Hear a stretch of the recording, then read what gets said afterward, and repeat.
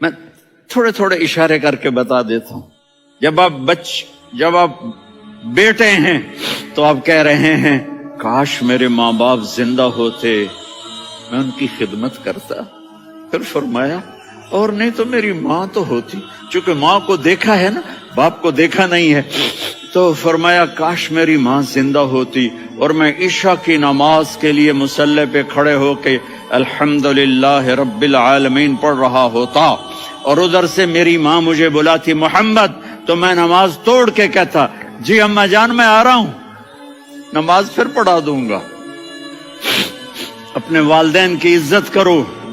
یہاں کا بڑھاپا بڑا خوفناک ہے کہ اولادیں چھوڑ جاتی ہیں اور ماں باپ ٹوائلٹ جانے سے بھی عاجز ہوتے ہیں. اپنی ماں کی دعا لو، اپنے باپ کی دعا لو. میرے نبی نے فرمایا ہاں عمر میرے بعد ایک آدمی آئے گا، اس کا نام ہوگا اویس، اور وہ کرن کی شاخ سے ہوگا. ہو گیا ٹائم؟ اچھا.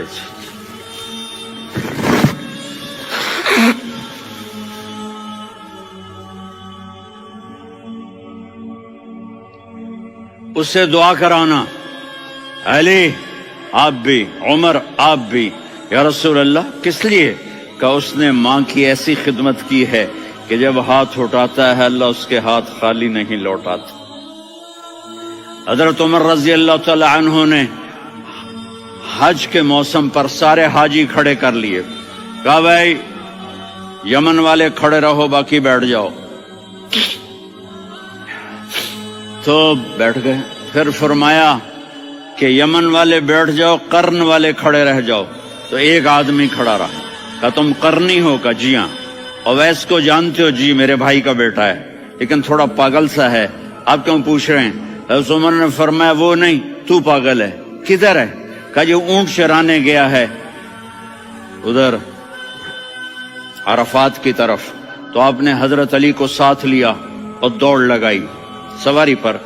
دیکھا تو اویس کرنی ایک کیکر کے نیچے نماز پڑھ رہے تھے اور اونٹ چر رہے تھے.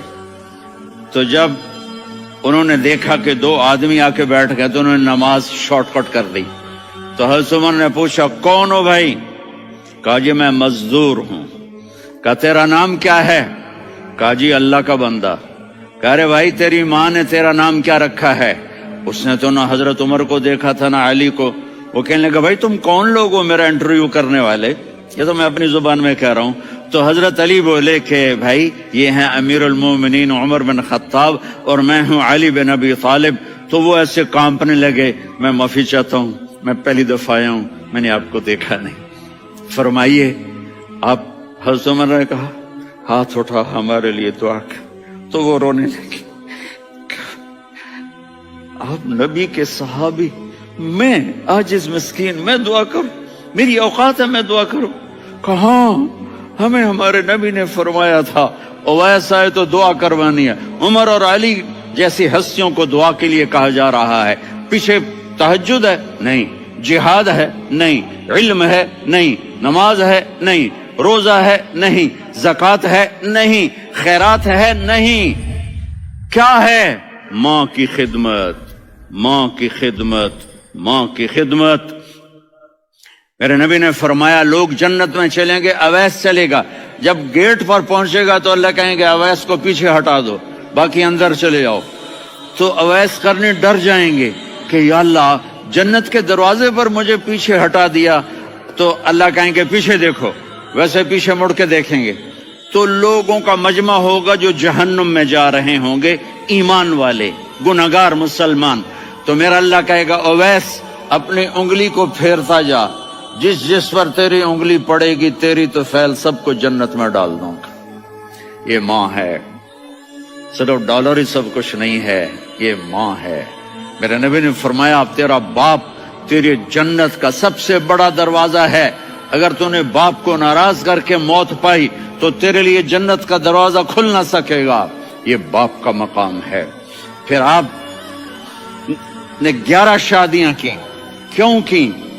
سنو حدیث، ما تزوجت وما زوجت الا بوحی من السماء نزل به جبریل. کہا میرے ساتھیوں سنو، اللہ کی قسم میں نے کوئی شادی اپنی مرضی سے نہیں کی. میرے اللہ نے فرمایا یہاں کرو، میں نے کی. میں نے اپنی بیٹی وہاں دی جہاں میرے اللہ نے فرمایا. تو اتنی شادیاں کیوں کی ہیں؟ ہمیں گھر کی زندگی سمجھانے کے لیے. میری بات غور سے سنو، دنیا کا سب سے بڑا رشتہ خاوند اور بیوی ہے. سب سے مقدس رشتہ ماں باپ ہے، لیکن سب سے بڑا رشتہ خاوند اور بیوی ہے. جب یہ ٹوٹ جاتا ہے تو پوری نسل برباد ہو جاتی ہے. اس لیے آپ نے زندگی گزار کے دکھائی. آپ گھر میں جھاڑو دے رہے ہیں، آپ آٹا گوندھ رہے ہیں، آپ حضرت عائشہ کو لقمے بنا کے کھلا رہے ہیں، اور حضرت عائشہ کی دلداری کے لیے فرما رہے ہیں عائشہ سننا حدیث طبرانی کی، عائشہ انہو لیہون علی الموت ان اریتکی زوجتی فی الجنہ. عائشہ مجھے جب سے پتا چلا ہے نا کہ تو جنت میں میری بیوی ہے تو مجھے تو مرنے کا شوق لگ گیا ہے.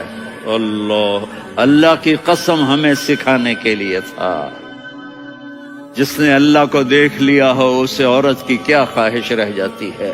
یہ ہمیں سکھانے کے لیے تھا کہ سب سے زیادہ عزت بیوی اپنے خاوند کو دے، خاوند اپنی بیوی کو دے. ہن لباس لکم وانتم لباس لہن، تمہاری بیوی تمہارا لباس ہے. اور اللہ بیوی سے کہتا تیرا خاوند تیرا لباس ہے. آپ نے 11 گھروں کو کس طرح آباد کیا، کس محبت سے کیا کہ 2 مہینے چولہا نہیں جلتا اور کسی کی زبان پر شکایت نہیں. یہ حسن سلوک، یہ محبت. حضرت عائشہ کی عمر تھوڑی تھی، جہاد کے سفر سے واپسی ہو رہی تو آپ نے صحابہ سے کہا بھائی چلے جاؤ سارے آگے چلے گئے تو صرف آپ دونوں رہ گئے. تو آپ نے کہا عائشہ دوڑ لگائیں. سبحان اللہ. حضرت اما عائشہ نے نہیں کہا، میرے نے عائشہ دوڑ لگائیں. میں کہا جی لگائیں. تو کہنے لگے ہم نے دوڑ لگائی. کہنے لگے میں آگے نکل گئی، آپ پیچھے رہ گئے. چند سال گزرے تو پھر ہم جہاد کے سفر سے آ رہے تھے تو آپ نے کہا صحابہ سے جاؤ بھی چلے جاؤ آگے آگے آگے آگے. وہ غائب ہو گئے. پھر آپ نے کہا عائشہ دوڑ لگائیں. تو میں نے کہا جی لگائیں. کون دنوں ذرا میں موٹی ہو گئی تھی، تو جب دوڑ لگی تو میرے نبی آگے نکل گئے، میں پیچھے رہ گئی. تو ہم نے کہا ہاذہ بتلک، عائشہ تو میں اب برابر ہو گئے.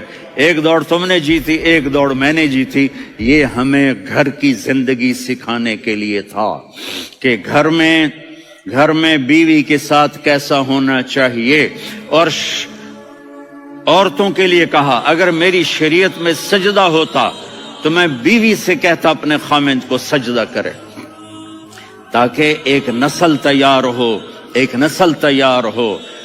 بیلنس زندگی گزارو. میں نے کل بھی کہا تھا، آج بھی کہہ رہا ہوں، امبیلنس لائف ہماری اولاد کو تباہ کر رہی ہے. میرے پاس